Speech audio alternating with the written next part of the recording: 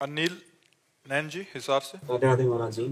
राधे राधे महाराज जी। महाराज जी, पिछले 1 साल से आपको सुन रहा हूँ, आपके द्वारा बताए गए मार्ग पर चलने का भी प्रयास कर रहा हूँ।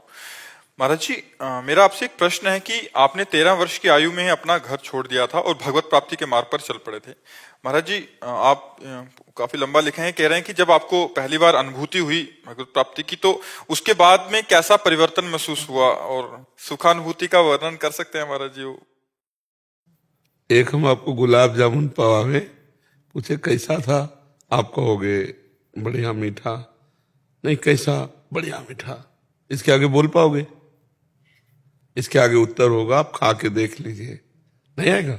जब एक प्राकृतिक वस्तु के स्वाद की बात ये वाणी नहीं बता सकती, वो कहेगी अनुभव करो, तो ये तो भगवदानंद है। अनुभव गम्य भजे जे संता। भला भगवान जो अनिर्वचनीय है, उनके आनंद का कैसे वर्णन किया जा सकता है? वो तो यत् किंचित शास्त्रों में वर्णन है। जैसे एक पदार्थ के आनंद का, सुख का वर्णन करने की सामर्थ्य वाणी नहीं रखती। कितना मीठा है, बहुत मीठा है, इसके आगे खा के देख लो। ऐसे भगवदानंद परमानंद में है। कैसा परमानंद है? भजन करो, भगवान की प्राप्ति करो, तब अनुभव में आएगा। समझ पा रहे हो? अब ये कोई रसगुल्ला तो है नहीं कि उसको खवा दिया जाए कि देखो इतना मीठा है।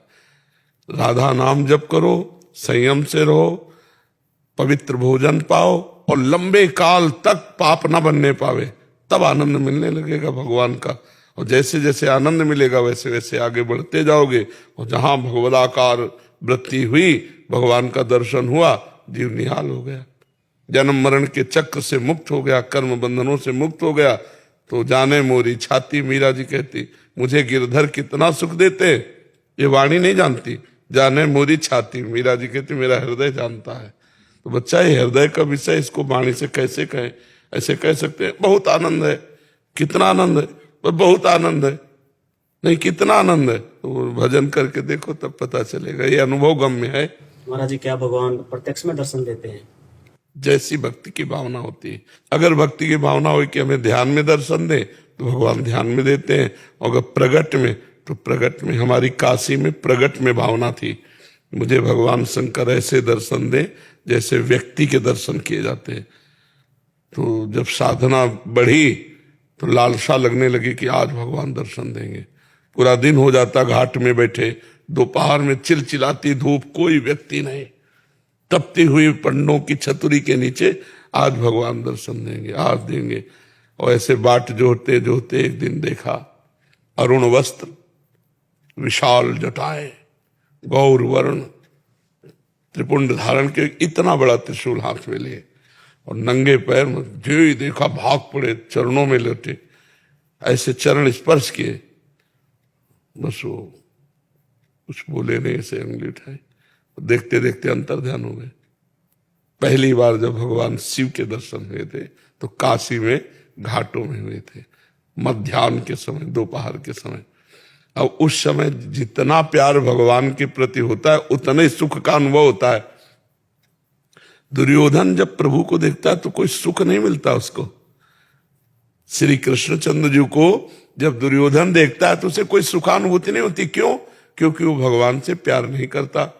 और विदुरानी जी ने देखा नहीं था, केवल सुना। कौन आया? बोले श्री कृष्ण। प्रेम में मगन हो गई। क्यों? क्योंकि उनको भगवान से प्रेम था। इतनी प्रेम में बावरी कि भगवान को छिलका खवा रहे केले का, और गूदा फेंकती जा रही, और भगवान बड़े स्वाद से प्रेम में पाते चले जाते हैं। तो जितना उपासक को भजन के बल से प्रेम होता है, उतना ही भगवदानंद की अनुभूति होती है भगवत साक्षात्कार में। और फिर तो सर्वत्र भगवान का अनुभव होने लगता है। तो पहले भजन करो, और जैसा चाहोगे, जाकी रही भावना जैसी, प्रभु मूर्ति देखी तिन तैसी। जैसी भावना करो, भगवान तो अनुभव में आते हैं, तो अनुभव में ही आएंगे। भगवान साक्षात आते, भगवान साक्षात आए। हम बात नहीं कर सकते हैं यदि भाव में। भागवत में लिखा हुआ, कपिल भगवान ने कहा है कि वो भक्त मेरे साथ वार्तालाप करते हैं, मेरे साथ खेलते हैं, मैं उनके साथ खेलता हूं। तो भगवान से इस कोटि की, जब अन्य कोई हमारा ना हो, शरीर से भी राग ना हो, एकमात्र रात दिन भगवान, तो भगवान खेलेंगे भी साथ। भगवान बात भी करेंगे। नाथ जी की लीलाओं में महाराज जी। हाँ, श्रीनाथ जी की लीलाओं में है। गोविंद स्वामी के तो बहुत विचित्र विचित्र चरित्र है, उनके साथ ठाकुर जी खेलते थे। हम जैसी भावना करेंगे बच्चा वैसे, ठाकुर जी से बातचीत करना तो ठाकुर जी से बात